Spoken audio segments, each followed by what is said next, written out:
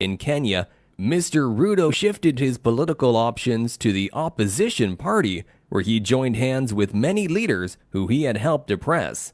Men like Mr. Raila Odinga, who was detained without due process, and the late Dr. Wangari Maathai, whose environmental protection movement gained her the wrath of the executive.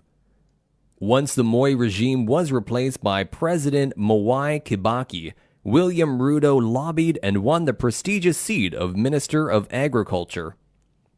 In 2004, it was revealed that as minister, Mr. Ruto had signed checks of payment to a dozen companies that had not delivered any grain to the ministry. Later in the same year, citing shortage of maize stores, Mr. Ruto was involved in importing maize to Kenya, the first time this had happened since independence. Investigators revealed that the shortage had been artificially created by the ministry, which had refused to buy maize from farmers. More so, the imported maize was not coming from Brazil, as Mr. Ruto had claimed, but was surplus stock from South Africa, which had been sold to Kenya as a third the quoted price. To escape the investigation storm, Mr. Ruto resigned, but the effects of this corrupt deal still haunt Kenya till this day. Mr. Ruto has been involved in 7 out of the 10 corruption scandals in Kenya, ranging from land theft, murder, bank fraud, and tender tampering. He has been proven to have grabbed land belonging to a local public school where he has built a hotel. He is currently in court for grabbing airport land with the intention of building private residences.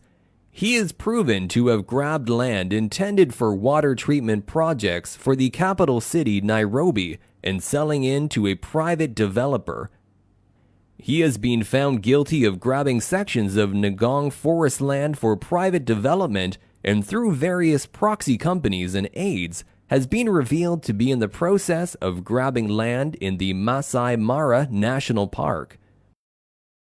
Mr. Ruto has been caught on record on numerous occasions making statements that have been characterized as hate speech, and a number of his political allies and peers have shared incidents where they have seen Mr. Ruto engage in acts that can easily be described as criminal. The latest corruption scandal involves using his office as Kenya's deputy president to defraud a Polish weapons manufacturer of $11 million and the subsequent murder of witnesses to the crime.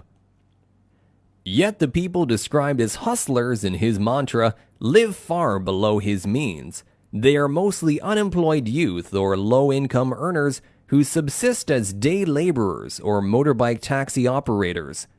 Groups of these youth are regularly outfitted with farm implements and motorbikes, but always in the absence of policy for sustained self-growth or economic stimuli. It is this oddity of the hustler nation that has worried GSF, because a similar case occurred in Rwanda with Felicien Kabuga, and in Taramwe, Mr. Kabuga used his money and influence to build a network of hustlers, militia, and indoctrinate violence through words. While Mr. Kabuga used the code word cockroaches, GSF says Mr. Ruto's use of Madua Doa and hustlers follows an eerily similar pattern.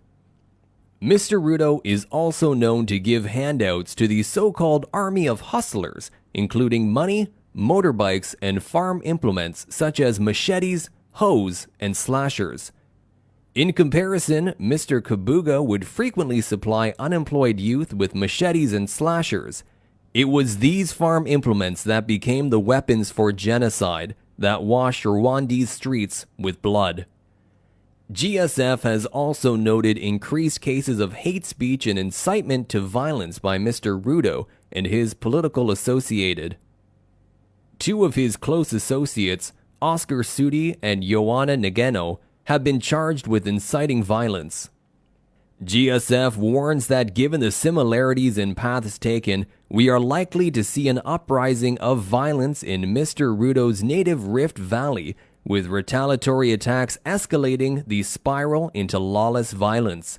If Mr. Ruto is not checked soon, it is feared that the violence of 2007 will become a brief preamble to collapse in East Africa.